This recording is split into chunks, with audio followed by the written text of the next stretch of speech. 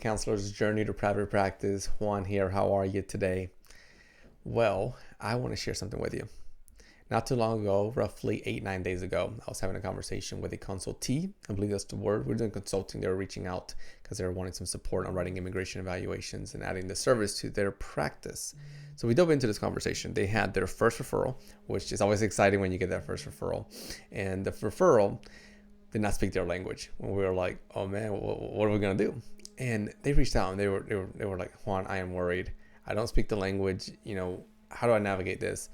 And we took two approaches. One, we talked about that fear connected to it, that worry connected to, working with someone, in this service that doesn't speak your language. And then, as we dove through that, we went into the other area of how comfortable, this clinician that was connecting with me, asking the questions, how comfortable they felt in providing the service. And they felt really comfortable. They were like, you know what? If the language barrier wasn't there, I wouldn't have any issue. I would have just dove right in. And I go, well, that's really interesting. And it makes sense too. At times when we have certain walls up, walls tend to increase a level of insecurity, a level of doubt of, can I actually do this? But if you remove the wall, right? If you remove the wall being the language, then there was no issue at all, right? That clinician felt comfortable, competent. They felt that they were going to kick ass and do an awesome job in writing that immigration evaluation and providing the service.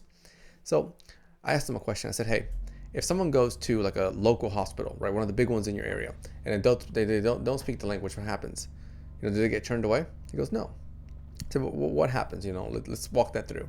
Well, they go in and some of the staff realize they don't speak the language. They find a translator. I goes, yes. And the physician working with the patient, what does the physician do? Or the nurses? Well, they just all work together. Perfect, right? We have resources around us. And one of those resources is using a translator. So I wanted to pull the conversation that I had and that I was sharing with you into a conversation that we're going to have here as far as how to work with a translator effectively.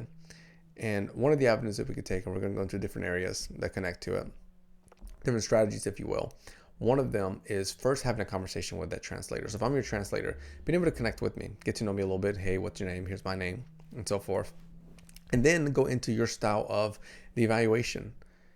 Questions that are really important to ask would be, to the translator before getting to know the other person, would be your rate of speech, your rate of conversation or dialogue. Meaning, if I say one sentence, are you able to grasp that and then translate that to the patient, or do you want to do 2 sentences, 3? What's the segment there of how you want to create a system of flow. And in doing that will get you and the translator vibing. You both are going to be on the same page and the same style. Something else to look at will be time. If I'm your translator and you're saying, blah, blah, blah, blah, blah, how long is it going to take me to say blah, blah, blah, blah, blah, and then to listen to what the patient's saying, and then to report that back to you?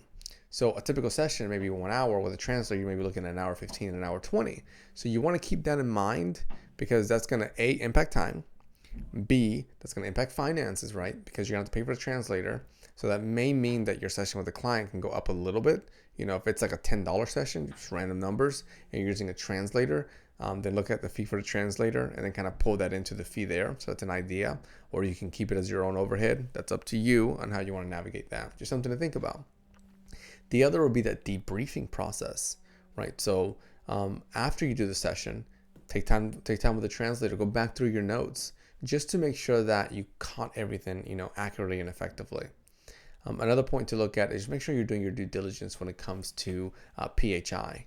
Having some sort of waiver there signed, making sure that that translator has some sort of trainings, specific training to that language, and that you're documenting that in there within the evaluation, that you use the translator's name, and the translator native language, or training, or the certification.